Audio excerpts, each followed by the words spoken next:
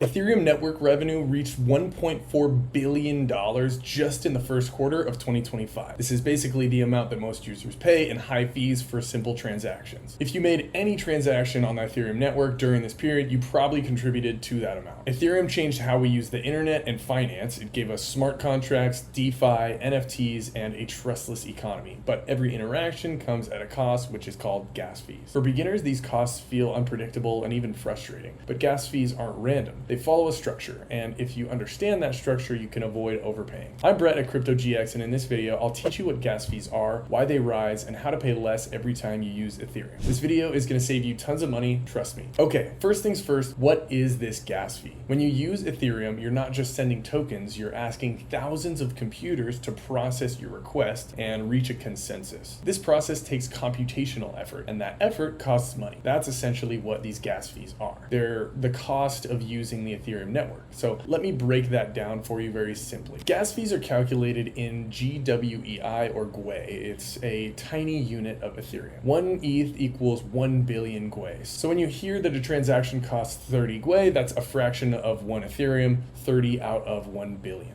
Now, the amount that you pay depends on 3 different factors. Number 1 is the gas limit. This is the maximum computational power your transaction is allowed to use. Number 2 is the base fee. This is the minimum fee required for your transaction to be included in a block. And number 3, the priority fee, also called the tip. This is an extra amount that you offer to validators. If you want your transaction to go through faster, you can increase the tip, but it's totally optional. You can monitor live gas prices on platforms such as Etherscan Gas Tracker and GasNow. These tools display average, medium, and fast fee levels and empower you to choose a price that balances cost and confirmation speed. As you can see here on the Etherscan tracker, you can see what the low, average, and high Gwei is, and then they'll actually show you what some featured actions would potentially cost. For example, a swap, the average is about $3, NFT sale about $5, bridging about $1, and then borrowing about $2.50. Now, it might look small, but when the network gets congested, base fees can spike. In some cases, users pay $30 or more just for a single transaction. Gas fees make Ethereum secure and decentralized, but they can also be a barrier. To pay less, you need to understand when and how these fees change. So let's talk about why gas fees are so high. Ethereum processes 1 block roughly every 12 seconds. Each block has a very limited capacity, which controls how much data that it can carry. Instead of measuring by the number of transactions, Ethereum measures this capacity in units of gas. The more complex a transaction it is, the more gas it uses. On average, the transaction can handle about 15 to 20 transactions per second. As you can see right here, the real-time TPS shows about 22 transactions per second, so that's, roughly within the range almost. When the demand exceeds that limit, transactions form a queue. That's why fees rise quickly during peak times and drop just as fast when the network becomes less crowded. So how can you check the current gas fee? As I mentioned before, you can check the latest gas fees on Etherscan Gas Tracker, which shows real-time data on Ethereum gas fees in a very clear layout. You can see low, average, and high gas fees on the network. Also in the table, you can see how much it would cost for a specific transaction, and that's what I went over before with the swap, NFT sale, bridging, and borrowing. So now let's get into how you can pay less gas fees. So the whole of understanding this is that you can save and pay less gas fee, right? Well, there are 4 ways to do so. Number 1 is to execute transactions when the traffic is low. Most people rush their transactions without checking the network activity, but Ethereum fees can change every few minutes based on demand. So you're going to want to try to send transactions during off-peak hours. Late nights, early mornings, or weekends usually cost much less. It's not just a small difference. In some cases, you can save more than half of what you would pay during a busy period. And as you can see right here, the best time to perform transactions on Ethereum is typically weekend evenings. The second way is to bundle your transactions. Yes, that's actually a thing. If you perform 5 separate actions on different apps throughout the day, you're going to be paying gas each time. But if you plan ahead and do all of them together, you can reduce the number of transactions. That means fewer confirmations and lower total fees. This is especially useful for those of you who swap tokens and then stake or move them again. It is pretty complex, but to bundle transactions, you can use flash bots for this specific purpose. And if you think I should do a video on flash bots and bundling transactions, make sure to leave a comment below. Now, the number 3 way to reducing your gas fees is using layer 2 solutions. You also have options beyond the main Ethereum network.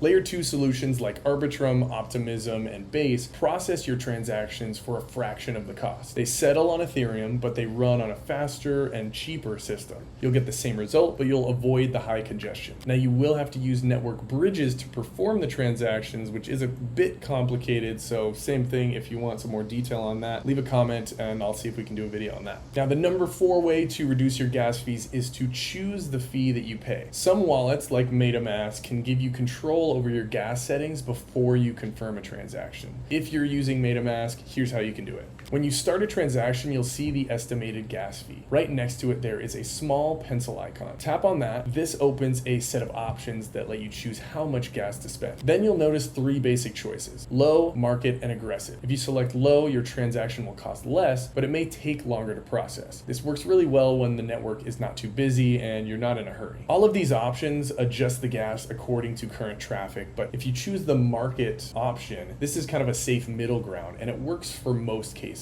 Now, the aggressive option raises your tip to push you through or push your transaction through as fast as possible. It's more expensive, but it reduces your waiting time. Now, if you want more control, you can click the advanced option. This will open up manual settings where you can adjust the base fee and the tip directly. It's useful if you've checked a gas tracker and want to set a very precise value. Now, once you've made your adjustments, you can save them as your default. Just check the box before saving and the wallet will remember your preferences the next time you use it. This is helpful if you usually transact during a specific time or want to avoid adjusting the same settings every single time. Using these custom options doesn't require technical knowledge. It just takes a few extra seconds, but over time, it will help you avoid unnecessary fees without sacrificing speed. And most users will skip this part and end up overpaying by default, and you don't have to. Now, here's a bonus tip for you. A tool that works as your kind of assistant to save you on gas fees is called GasNow. It essentially puts your transactions on the Ethereum network when the gas fees are low. Also, if you have your ENS name or even just your wallet address, you can type it in here. I put in Brett.eth, but that's not actually my wallet address. If you do this, it will show you how much Ethereum gas fees that you have paid. This tool works for multiple wallets and dApps or decentralized apps, and it's pretty easy to use. But overall, let's look at the big picture. Ethereum gas fees are not random. They follow very specific rules. If you know how they work, when the network is busiest, and the tools that you can use, you'll stop wasting Ethereum on unnecessary cost. Make sure to use trackers, plan your timing, try layer 2s, and tweak your wallet settings, and over time, your savings will add up. If you want to get some crypto and give it a try yourself, I put links in the description for Coinbase and Crypto.com, where you get at least $50 in crypto just for signing up with those links. And if you want to get into meme coins, I also left a link to MoonShot where you can claim some free meme coins when you sign up. If you learned something new or just enjoyed the video, make sure to hit the like button and hit subscribe if you want to stay tuned for all things crypto. Thanks for watching. I'll catch you in the next one.